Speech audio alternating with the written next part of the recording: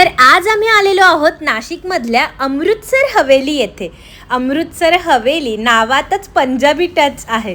तर आज खूप स्पेशल असा दिवस आहे, तुम्हाला कळणारच आहे पुढे या ब्लॉगमध्ये।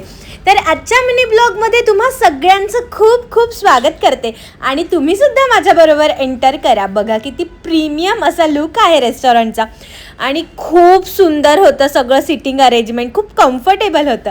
तर आज आहे माझ्या आईचा वाढदिवस।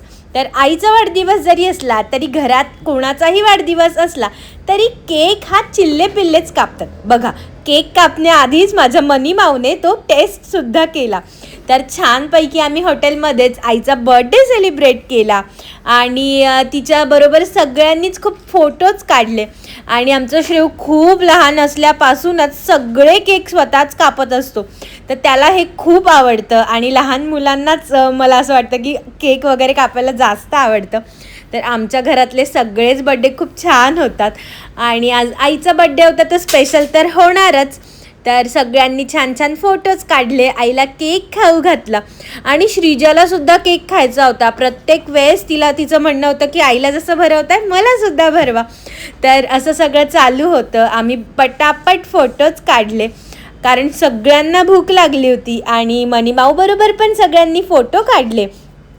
त्यानंतर आईला आज भरपूर गिफ्ट्स मिळालेले आहेत आणि बाकीचे गिफ्ट्स तर आम्ही घरीच ठेवले आणि आज माऊला तिचा लाडका मामा भरवत होता आणि इथे ताक सगळं काही असं गोल्डन क्रॉकरी होती इथली सगळी आणि काही पितळी भांडी होती।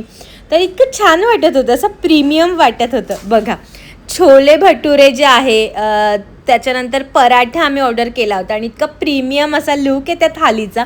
तर टेस्ट पण छान होती, इथलं स्टार्टर पण छान होतं, पण जी ग्रेव्हीवाली सब्जी होती ना तर ती सोसो होती असं मला वाटतं। असं पंजाबी असं काही वाटलं नाही, पण जे तिथलं पराठे वगैरे होते ते खूप छान होते आणि चुरचुर नान रोटी असं सगळं आम्ही वेगवेगळं ऑर्डर केलेलं की सगळं टेस्ट करता येईल। आणि ही पनीरची भाजी खूप जास्त छान होती, मला खूप आवडली आणि सगळ्यांनी छान छान जेवण केलं। इथल्या खुर्च्या मला जास्तच आवडल्या, वाटत होतं एक घरी घेऊन यावी पण नाही आणली। भेटूया पुढच्या